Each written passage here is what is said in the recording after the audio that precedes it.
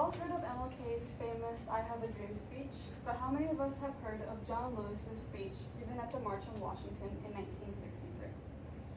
Although John Lewis's speech during the March on Washington may not be spoken about as much as others, he does an excellent job explaining his emotions and feelings about racial segregation and racism in America during this time.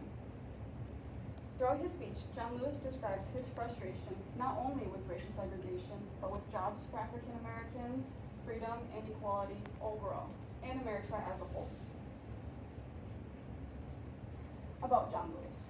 John Lewis was an American politician, statesman, and a civil rights activist, what he is well known for. John Lewis was the chairman of the Student Nonviolent Coordinating Committee from 1963 to 1966, where the civil rights movement was the most prominent at the time. He was also one of the Big Six leaders who organized the March on Washington, where he delivered his speech.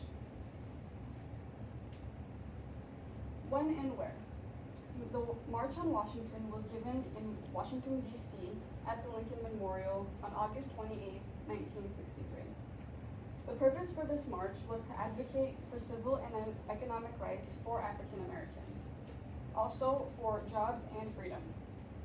Many civil rights and religious leaders spoke at this march.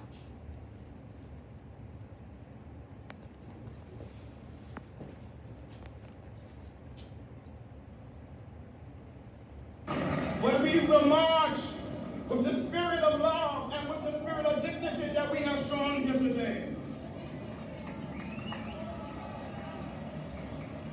By the forces of our demand, our determination, and our numbers, we shall splinter the segregated South into 1,000 pieces and put them together in the image of God and democracy. We must say, wake up, America, wake up, for we cannot stop, and we will not and cannot be patient.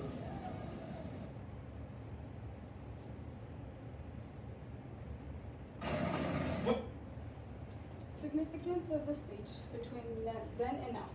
This speech was given almost 60 years ago and has accomplished a great deal of events to our world today. John Lewis explains his frustration with racial segregation, stating, "We do not want our freedom gradually, we want to be free now," as you saw in his speech. The freedom for African Americans as a whole. He argues many points regarding the corrupt government system during the United States at the time. He also states disputes between police forces and peaceful protesters during America. This speech communicates well through the audience between then and now because people are still agreeing with his statements and viewpoints just as much as they did back then. We still have police brutality in our world, as we have all seen, and we still have people protesting for their lives and equalities. Why it will endure. The speech will endure because although racial segregation has ended, racism prominently still exists in our world today. People will look at John Lewis and his speech and the March on Washington and thank everybody and himself for being a big part of the civil rights movement and speaking about these issues. Ethos, Pathos, and Locos. John Lewis does an excellent job explaining his viewpoints using ethos, pathos, and logos.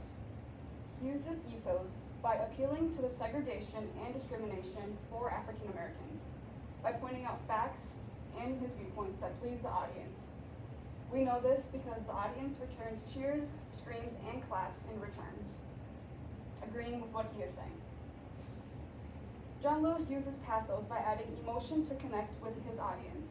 He is a male, an African American male, during the 1960s, where racism is the biggest problem at the time. So already right there, he is showing emotion. But he also mentions emotion by mentioning all the African Americans who have gotten arrested, killed, or peacefully protesting for their rights and equalities. Logos. He also uses logos to illustrate racism, which is his main point of argument during his speech. He brings back this point throughout his entire speech for himself, for the March on Washington, and for the civil rights movement as a whole, as it is what they are fighting for. Rhetorical devices. John Lewis uses many rhetorical devices but he uses anaphora the most. He uses anaphora to bring audience back to remembering his main message, which is, again, racism, stating, while we stand here today, there are sharecroppers in the Delta of Mississippi working for less than $3 a day, 12 hours a day, which is where he mentions the jobs for African Americans and how corrupt it is for them. There are students in jail on trumped up charges. We come here today with a great sense of misgiving. John Lewis also uses anaphora by comparing political parties, stating, for the party of Kennedy is also the party of Eastland. The party of Javits is also the party of Goldwater. Where is our party? And John Lewis uses metanoia by stating his frustration with racial segregation, stating, we must say, wake up, America, wake up, for we cannot stop, we will not, and cannot be patient, as you saw in the video. Summary. All in all, John Lewis played an essential role during the Civil Rights Movement. His speech helped with the passing of the Civil Rights Act of 1964. John Lewis not only fight for equality for African Americans, but jobs, the political party, and for equality, racism overall. Thank you for listening to my speech.